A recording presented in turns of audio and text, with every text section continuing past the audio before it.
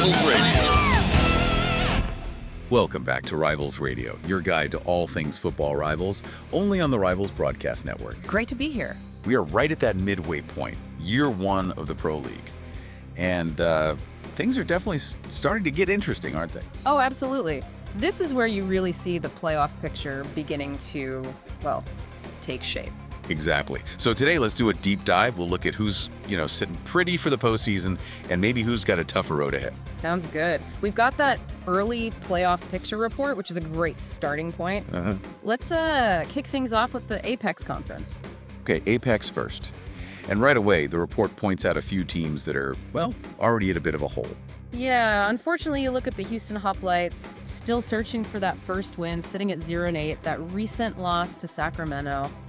It just makes it tougher. A really deep hole at this point in the season. It really is. And speaking of Sacramento, even with that win against Houston, the Peaks are still only 2-5.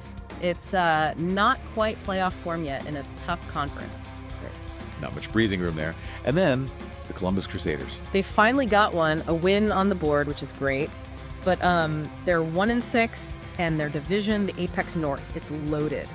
So that path looks incredibly difficult for them. Yeah, tough draw.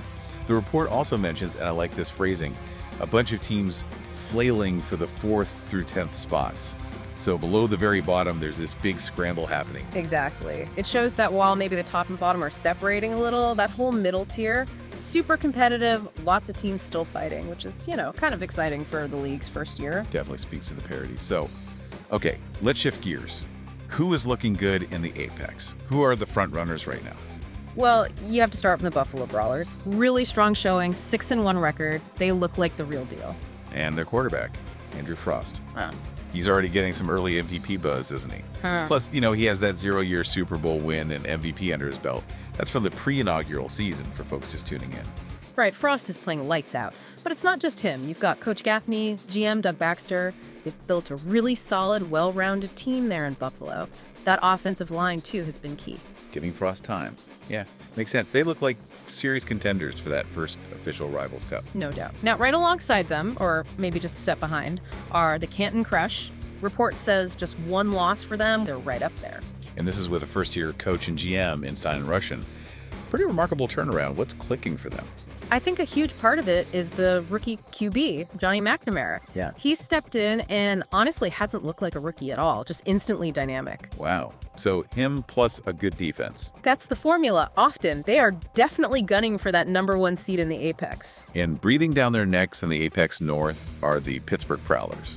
They're sitting at 5-2, just got a nice win over Kansas City. Feels like coach and GM Shaka Caesar has them ready to pounce if Canton slips up. Exactly, and that's why that top seed is so critical. We should probably talk about that significance. Yeah, what's the big deal between being, say, a 1 seed versus a 5 seed? It's massive. The 1 seed gets that first round bye, gets to rest up, plus home field advantage all the way through the conference playoffs. Being a 5 seed, you're likely playing an extra game.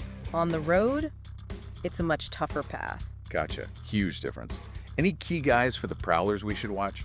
Definitely keep an eye on Jared Newman, the cornerback. He's a real turnover machine. Right. And on offense, Jarius Harper, the running back, can break one open anytime. Okay, good names to know. So below those top 3, it sounds like a real dogfight for the 3 and 4 seeds. Los Angeles Reign, Oklahoma City Natives. Just one game separating them. Yeah, and they're in tight divisions too, which just adds another layer. Makes predicting their final spot really tricky. Those divisional games become absolutely crucial down the stretch. What about key players there for the Reign? You look at QB George Burrell for LA. He's got the talent to carry them, but they need that consistency week to week. In Oklahoma City. Their defense is pretty stout. Eddie G. Tony Pearson really gets after the quarterback. The spots are very much up for grabs. And just for context, the Apex has those north, south, east, and west divisions, right? Crush in the north, Hoplites in the south. Yeah. Helps picture where everyone sits. Exactly. Good to keep that structure in mind. All right, let's jump over to the NSUS conference then. How's the playoff chase looking there? Starting at the bottom, again, Mexico City Firebirds, 1-5 after their bye. Is that rough? It is. The report also lumps St. Louis, Melbourne, and Albuquerque together as likely out, maybe even competing for the dubious honor of worst record. Yeah, seems that way. Though there's a little note that Albuquerque, the Dukes, might still have an outside shot at a wild card spot in the NFUS West, so maybe not completely out. Okay. A glimmer of hope, perhaps? Any standouts on those teams? For the Dukes, cornerback DeAndre Gregory is definitely a player to watch. Real impact guy on defense. And, even though Memphis in the Apex isn't really in the playoff hunt, their CB Rashad Spellman is another talented player. Good players on struggling teams. Happens all the time. True. And just like the Apex, the report mentions that same flailing for the 4th through 10th spots situation in the NXUS. Yeah, that logjam below the very top seems to be a theme in both conferences this year. A lot of teams cluster together record-wise. So who is leading the pack in the NXUS then? The report highlights the Philadelphia Fury. Fury have been, maybe a bit of a surprise package, definitely exceeding a lot of early expectations. Was working for them. Key players. Quarterback Nigel Crothers seems to be playing really smart football, protecting the ball. And on defense, Greg Branch brings that consistent pressure. They're definitely pushing for that number 1 spot. Okay, Philly looking strong. And then the Austin Strangers are right there too. Implied to be doing well since they're close behind. And crucially, they're the only team to beat the Fury so far this year. That win against Philly was huge, really put them on the map. Was the win against the Fury a one-off, or are they consistently this good? And you mentioned that log jam in the NXUS. It's really tight after those top few. Incredibly tight. The report says only 2 games separate a whole bunch of teams. Right. So a couple of wins or losses can drastically shift your position. And again, you've got the North, South, East, West divisions shaping things. Anchorage and Chicago up north, Austin and Mexico City in the south, London and Philly east, Albuquerque and Portland out west. Wow. So, yeah, looking across both conferences, hitting this midway point, clear battles at the top, but man, so many teams are still realistically in the hunt for a playoff spot. Absolutely. It's far from settled. And don't forget about those bye weeks starting to play out. Some teams have played fewer games, so the standings can still shuffle around quite a bit as everyone catches up. Good point. Adds another variable. And it's probably a good time to remind everyone, too, that this Football Rivals Pro League isn't just, happening to us. Right.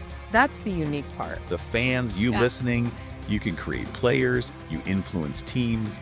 It's this whole fan-driven universe. These teams, these playoff races, they're shaped by the community's involvement. Which just makes following it all even cooler, I think, knowing you can actually be a part of it. Totally agree. So, all right, stepping back. Right. Halfway point, check-in, done. What are the biggest takeaways for you as we look ahead to the second half and the push for the playoffs? Well, it's clear we've got some elite teams emerging. Buffalo and Canton in the Apex, Philly looking really good in the NXUS. But the sheer volume of teams right behind them, still very much alive, that's striking. Yeah, the depth of competition. Exactly. In both conferences, really.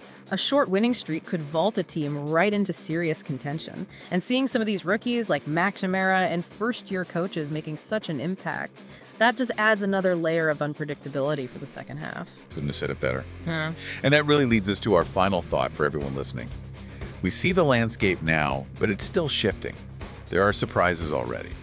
So, what unexpected twists or maybe Cinderellas might emerge down the stretch in the Apex and XUS? Great question. Lots of possibilities still. Definitely something to think about. We'll obviously be tracking it all right here on Rivals Radio. It's shaping up to be a fantastic finish to the season. Make sure you stay tuned. That wraps up this deep dive into the early playoff picture. For my colleague, I'm your host, and this has been Rivals Radio. We'll catch you next time on the Rivals Broadcast Network.